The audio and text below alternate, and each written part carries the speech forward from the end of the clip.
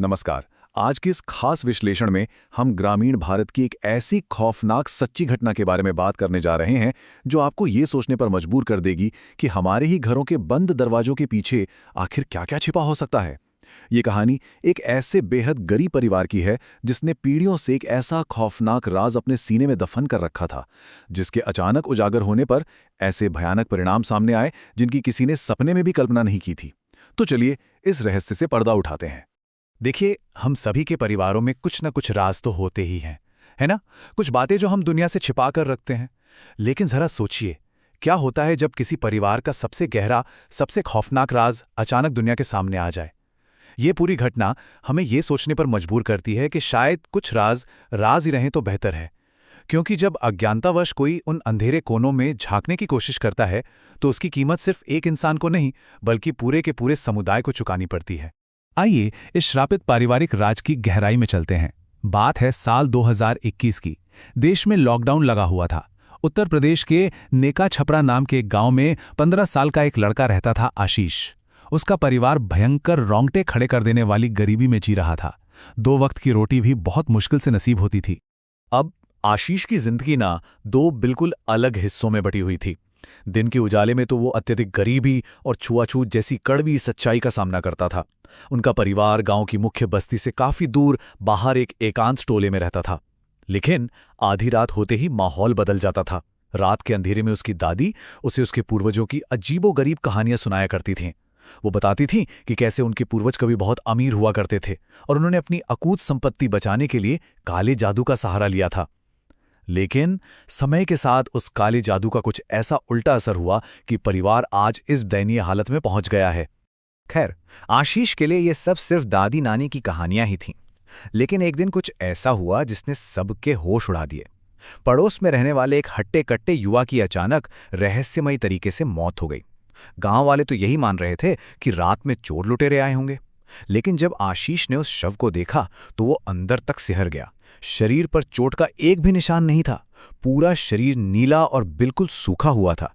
ऐसा लग रहा था मानो किसी ने उसके शरीर से खून की एक-एक बूंद चूस ली हो। और इसी बीच गांव की औरतों में किसी छिपे हुए खजाने को लेकर खुसर-फुसर होने लगी।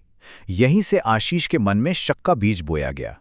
और यहीं से आशीष से वो एक जानलेवा गलती होती है। आशीष के घर के पिछले हिस्से में घास फूस का बना एक कमरा था जिस पर हमेशा ताला लगा रहता था।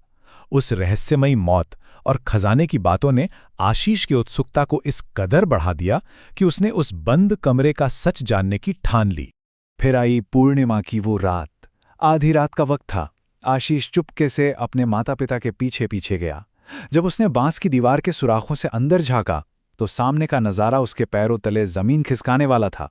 उसके माता पिता एक बेहद खौफनाक, अजीब सी दिखने वाली मूर्ति की पूजा कर रहे थे। वो किसी भगवान की मूर्ति तो बिल्कुल नहीं लग रही थी। और सबसे बड़ी बात, उस मूर्ति के पैरों के पास एक लाल रंग की पोटली रखी थी जो सोने के सिक्कों और गहनों से छलक रही थी। इतना सोना जितना आशीष ने कभी सपने में भी नहीं देखा था। अब देखिए, 15 साल का बच्चा जिसने जिंदगी भर सिर्फ भयंकर गरीबी देखी हो, वो लालच में आ गया। जैसे ही माता पिता अनुष्ठान खत्म करके सोने गए, आशीष उस अंधेरे कमरे में घुस गया। अंदर जाकर उसने कांपते हाथों से जैसे ही उस पोटली से सोना निकालने की कोशिश की, अचानक हवा का एक बहुत तेज झोंका आया और वहां रखा इकलौता दीपक बुझ गया। घुप अंधेरा छा गया और उसी अंधेरे में आशीष को अपने ठीक पीछे गर्दन के पास किसी बड़े जानवर जैसी भारी भारी सांसें सुनाई दी। वो इतना डर गया कि उसने मुट्ठी भर सोना अपनी जेब में ठूंसा और वहां से सरपट भागा। उसने रात में ही वो सोना जमीन में गाड़ दिया और अगली सुबह अपने सबसे भरोसेमंद दोस्त सूरज को दे दिया ताकि वो उसे शहर जाकर बेच सके।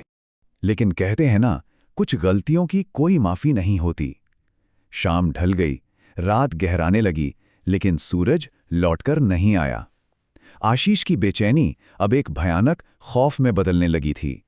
उस दानव का क्रोध अब शुरू होने वाला था। उस एक रात में घर में खौफ का जो तांडव हुआ वो किसी दुःस्वप्न से कम नहीं था। रात ठीक 12 बजे अचानक गांव की बिजली कट गई। 12:15 पर आशीष को अपनी चारपाई के ठीक नीचे वैसी ही भारी डरावनी सांसों की आवाज सुनाई दी। 12:30 बजे रात के सन्नाटे को चीरती हुई उसकी मां की दिल दहला देने वाली चीख गूंजी। घर का नवजात बछड़ा गायब था और उसके खून के मोटे मोटे छींटे गांव के उस पुराने भूतिया तालाब तक जा रहे थे। और सुबह 9 बजते बजते वो मनहूस खबर आ ही गई। एक भयानक हादसे में सूरज की मौत हो चुकी थी। सोने का वो लालच चंद घंटों में ही एक भयंकर त्रासदी में बदल चुका था। इस घटना ने पूरे परिवार को अंदर तक हिलाकर रख दिया। जब आशीष ने रोते और कांपते हुए अपने माता पिता को सोने की चोरी का सारा सच बताया, तो उसके पिता निराशा और खौफ से वहीं जमीन पर धड़ाम से बैठ गए। उनके मुंह से बस यही शब्द निकले, अब पूरा इतिहास दोहराना पड़ेगा, अब हर घर से एक जान जाएगी। ये वो पल था जब आशीष को पूरी तरह से समझ आ गया कि उसने कोई आम चोरी नहीं की थी, उसने एक सोए हुए शैतान को जगा दिया था।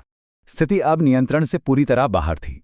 खतरा सिर्फ आशीष के परिवार पर नहीं, बल्कि पूरे मोहल्ले पर मंडरा रहा था। ऐसे में गांव के बुजुर्गों को तुरंत तांत्रिकों को बुलाकर एक काले अनुष्ठान का सहारा लेना पड़ा। उस रात जो अनुष्ठान हुआ, उसके नियम बहुत ही सख्त और अजीब थे। 5 विशेषज्ञ तांत्रिकों ने उस खौफनाक मूर्ति को बीच में रखकर एक घेरा बनाया।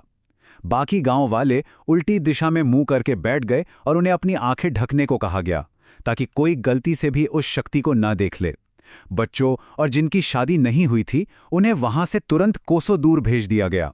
ठीक रात 12 बजे उस अदृश्य क्रूर शक्ति को शांत करने के लिए कच्चे मांस की बलि दी गई। माहौल में एक अजीब सी दहशत फैली हुई थी। लेकिन पता है, सबसे ज्यादा हैरान करने वाली बात क्या थी? दूर से छुपकर देखते हुए आशीष ने देखा कि उस मूर्ति के आसपास सिर्फ एक नहीं, बल्कि वैसी ही लाल रंग की 10 से 12 और पोटलियां रखी हुई थी। जरा सोचिए, ये उस पीढ़ियों से छिपे पैतृक रहस्य और उस अकूत खजाने के विशाल पैमाने को दर्शाता था। इस सब के बाद आशीष के मन में सवालों का बवंडर उठना लाजमी था। ये सब क्या था? वो मूर्ति किसकी थी? इन सब सवालों का रोंगटे खड़े कर देने वाला सच जानने के लिए वो गांव के सबसे बुजुर्ग बाबा के पास पहुंचा। और उन बुजुर्ग बाबा ने जो राज खोला, उसने आशीष की रूह कंपा दी।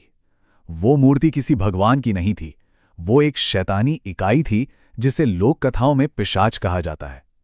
बाबा ने बताया कि पीढ़ियों पहले उनके पूर्वजों ने अथाह धन पाने और उसे सुरक्षित रखने के लिए तंत्र मंत्र से इस पिशाच के साथ एक सौदा किया था। शुरुआत में तो परिवार को खूब धन दौलत मिली, लेकिन जैसे जैसे समय बीता, ये शैतानी ताकत उन पर ही हावी होने लगी। पिशाच के साथ हुए इस समझौते के नियम बहुत ही स्पष्ट थे, लेकिन उनके परिणाम उतने ही खतरनाक। पहला नियम, परिवार को हर पूर्णिमा की रात पिशाच को बलि चढ़ानी होगी। ऐसा करने से संपत्ति सुरक्षित रहेगी, लेकिन उसे कोई छू नहीं सकता। दूसरा और सबसे बड़ा नियम, वो सारी संपत्ति सिर्फ पिशाच की है। अगर परिवार का कोई भी सदस्य अपने निजी इस्तेमाल के लिए उस सोने पर दावा करने की कोशिश करता है, तो वो शैतान आजाद हो जाएगा और सजा के तौर पर वो पूरे समुदाय के लोगों और उनके जानवरों का खून पीना शुरू कर देगा। पड़ोस के उस व्यक्ति की मौत और आशीष के बछड़े का मारा जाना इसी नियम को तोड़ने का सीधा सीधा नतीजा था। इस पूरे घटनाक्रम ने आशीष को जिंदगी की सबसे बड़ी और कड़वी सच्चाई सिखा दी। उसे समझ आ गया कि उसके माता पिता इतना खजाना होते हुए भी इतनी भयंकर गरीबी में क्यों जी रहे थे। लालच की हमेशा एक कीमत होती है, और कई बार वो कीमत हमारी सोच से भी कहीं ज्यादा बड़ी होती है। रातों रात अमीर बनने का कोई सुरक्षित शॉर्टकट नहीं होता। अगर आशीष ने ये शॉर्टकट ना अपनाया होता, तो शायद उसका दोस्त सूरज आज जिंदा होता। अब आशीष के लिए गरीबी से बाहर निकलने का सिर्फ एक ही सच्चा रास्ता बचा था, और वो थी उसकी शिक्षा और मेहनत। तो आज के इस विश्लेषण को खत्म करते हुए मैं आपको एक सवाल के साथ छोड़ना चाहता हूं। जब बात पीढ़ियों से चले आ रहे किसी ऐसे गहरे काले रहस्य की हो जो अतीत के किसी कोने में दफन है, तो क्या उसे कुरेदना, उस सच को बाहर निकालना कभी भी सच में सुरक्षित होता है? या फिर कुछ चीजें इतिहास के पन्नों में ही दफन रहें तो हमारी और आपकी भलाई है? क्योंकि लालच और वर्जित ज्ञान की जो कीमत होती है ना, वो अक्सर इंसान की हैसियत से बहुत बड़ी होती है। इसी विचार के साथ हमारा आज का ये विश्लेषण यहीं समाप्त होता है। सोचने पर जरूर मजबूर कीजिएगा खुद को।